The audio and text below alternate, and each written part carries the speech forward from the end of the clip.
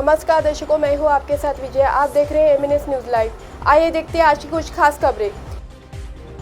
Bilkis case के गवाह को धमकी, सुरक्षा के लिए जीसीएआई एसपी डीएम को चिट्ठी लिखी। एसपी छुट्टी पर, डीएम ने कहा हमें नहीं मिली। बिल्किस बानो केस के गवाह इम्तियाज हाजी की धमकी मिली है। आरोप 15 अगस्त को रिहा हुए केस के 11 दोषियों में से एक राधेश्याम शाह पर है। ये मामला 15 सितंबर का है। इम्तियाज ने 19 सितंबर को ये चीफ जस्टिस ऑफ इंडिया मानवाधिकार कार्यालय दाहोद टीम और एसपी को एक एप्लीकेशन भेजी है। इसमें धमकी और जान का खतरा होने की बात कही। इसके बाद 23 सितंबर को एसपी डीएम ऑफिस में एप्लीकेशन के बारे में मालूम किया तो जवाब मिला कि इस तरह का कोई कागज़ हम तक नहीं पहुंचा। इसकी पुष्टि के लिए भास्कर ने दाहोद डीएम और एसपी ऑफिस को फ़ोन किया तो पता चला एसपी छुट्टी पर है। डीएम ने कहा कि हमें ऐसी कोई शिकायत नहीं मिली। मुझे बुलाया और कहा अब भागने की बारी तुम्हारी है। इम्तियाज़ 15 सितंबर की शाम में रणदीपुर से देवधर बारिया जा रहा था। रास्ते में बिप्लोद गांव पड़ता है, वहां रेलवे क्रॉसिंग है। तब करीब 8 बजे होंगे। मैं वहां से गुजर रहा था कि राधेश्याम ने मुझे बुलाया। अब अपनी कार से और बाइक से था। मैं डरते डरते उसके पास गया। उसने पूछा सब ठीक है? मैंने कहा हाँ सब ठीक है। फिर उसने कहा तुमने इतना सब किया, हमारा क्या बिगाड़ लिया? हम तो अब बाहर हैं। अब भागने की बारी तुम्हारी है। अब तुम्हें भगा भगा कर मारेंगे। रिसेप्शनिस्ट मर्डर, पूर्व मंत्री के बेटे के रिपोर्ट पर बुलडोजर, उत्तराखंड सीएम के दखल पर कार्यवाही। अय्याशी का अड्डा था आरोपी पुलकित का रिसोर्ट। उत्तराखंड के पौड़ी गढ़वाल में अंकिता भंडारी मर्डर केस में आरोपी भाजपा नेता के बेटे का रिसोर्ट ढहा दिया गया। मुख्यमंत्री पुष्कर सिंह धामी के निर्देश पर शुक्रवार रात को आरोपी पुलकित आर्य के रिसोर्ट पर बुलडोजर चलाया गया। पुलकित राज्य के पूर्व मंत्री विनोद आर्य का बेटा है। 19 साल का अंकित उइके रिसोर्ट के रिसेप्शनिस्ट थी।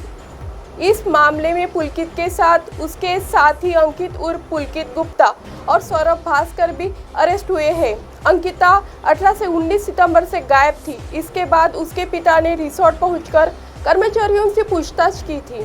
बेटी का पता नहीं चलने पर उन्होंने गुमशुदगी की रिपोर्ट दर्ज कराई। सोशल मीडिया पर भी उसकी तलाश के लिए कैंपेन चला रहा था। पुलिस ने शक के आधार पर पुलकित से पूछताछ की। आरोपी ने अंकिता को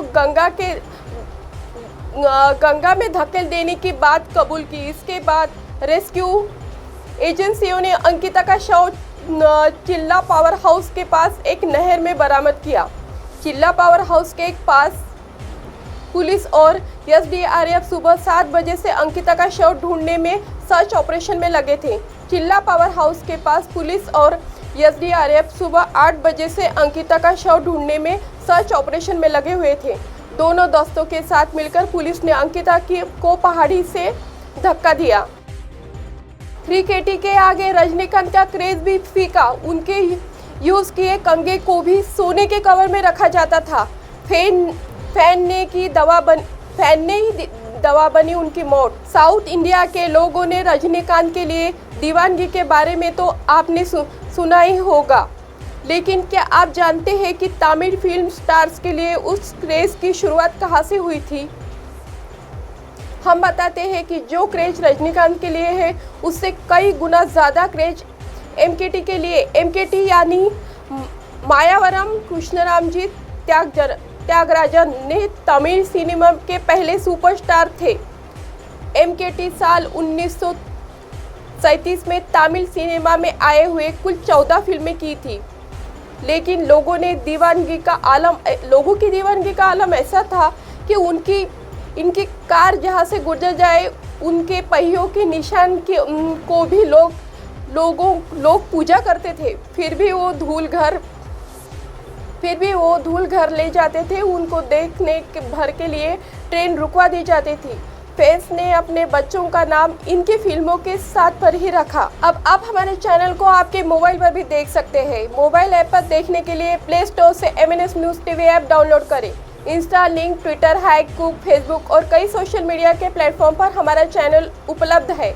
आप इसे यूट्यूब पर भी देख सकते हैं। आप हमारे चैनल को लाइव भी देख सकते हैं www.mnsnewstv.com पर। फिलहाल वक्त हो चला है दर्शकों ब्रेक का। ब्रेक से लौटने के बाद देखिएगा देश और दुनिया की तमाम खबरें। बने रहिए MNS न्यूज़ पर। नमस्कार।